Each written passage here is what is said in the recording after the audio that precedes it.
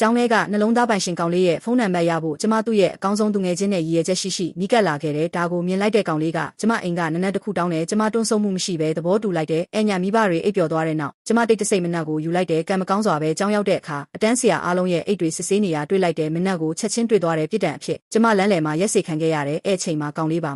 မပြောဘဲရှောက်လာပြီးကျမလက်ထဲကမနက်ကိုယူသွားခဲ့တယ်သူ့ရဲ့အေးဆက်တဲ့ဘောထားကြောင့်ကျမကိုလှည့်စားလိုက်တယ်လို့ထင်သွားတယ်အဲ့ညနေမှာအိမ်ဆိုင်မှာကူညီရင်းဖောက်တီတွေဝင်လာတန်ကြားလိုက်တယ်မောကြည့်လိုက်တော့ကောင်လေးချောင်းလုံးသားပိုင်ရှင်နဲ့အတူရက်နေတာတွေ့လိုက်တယ်သူ့မျက်နှာကိုမြင်လိုက်တာနဲ့သူဘာကိုဆိုလိုနေမှန်းနားလည်သွားတယ်ဖောက်တီအချက်လက်လိုအပ်တယ်ဆိုရဲ့အကြောင်းပြချက်နဲ့နှလုံးသားပိုင်ရှင်ကိုဖုန်းနံပါတ်ရေးပေးဖို့တောင်းဆိုလိုက်တယ်နောက်ဆုံးချက်ချင်းရရှိတော့အားတဲ့အဲ့နံပါတ်ကိုကျမရဲ့အကောင်းဆုံးသူငယ်ချင်းစီအီးမေးလ်ပို့လိုက်တယ်။သူမအရန်ပျော်သွားတယ်ကျမဒီလောက်လုပ်ခဲ့ရတဲ့အကြောင်းရင်းကသူမဆေးကူးဖို့နိုင်ငံခြားသွားနေခဲ့လို့ပဲမထွက်ခွာခင်ကျောင်းလုံးသားပိုင်ရှင်ရဲ့ဖုန်းနံပါတ်ကိုရပေးဖို့အထူးတောင်းဆိုခဲ့တာ။အချိန်ကုန်လာသည်နဲ့အမျှကောင်လေးနဲ့အတူအချိန်ဖြုံးရတာပိုများလာတယ်။ကျွန်တော်တို့အပြင်ဖွဲလှုပ်ရှားမှုတွေမကြာခဏပါဝင်လုပ်ကြတယ်။စေတနာဝန်ထမ်းလုပ်ငန်းတစ်ခုမှာနှစ်ယောက်အတူဓာတ်ပုံတစ်ပုံရိုက်ခဲ့ကြတယ်။အဲ့ဓာတ်ပုံကိုကျမအကောင်းဆုံးသူငယ်ချင်းစီပို့ပေးခဲ့တယ်သူ့ကိုပိုတိလာလေကျမသူ့ကိုပိုချစ်သွားလေဖြစ်လာတယ်တနေ့နှစ်ယောက်အတူအပြင်ထွက်နေချိန်ကျမရဲ့အကောင်းဆုံးသူငယ်ချင်းရုတ်တရက်ပေါ်လာတယ်သူမနာလန်ထူပြီးအိမ်ပြန်ရောက်လာပြီးကျွန်တော်တို့ပျော်ပျော်ရွှင်ရွှင်စကားပြောနေကြတယ်ပြီးတော့သူမကျမပို့ပေးခဲ့တဲ့ဓာတ်ပုံကိုထုတ်ပြတယ်အဲ့အချိန်မှကျမအားလုံးနားလည်မှနေမှန်းသိလိုက်တယ်ကျမရဲ့အကောင်းဆုံးသူငယ်ချင်းက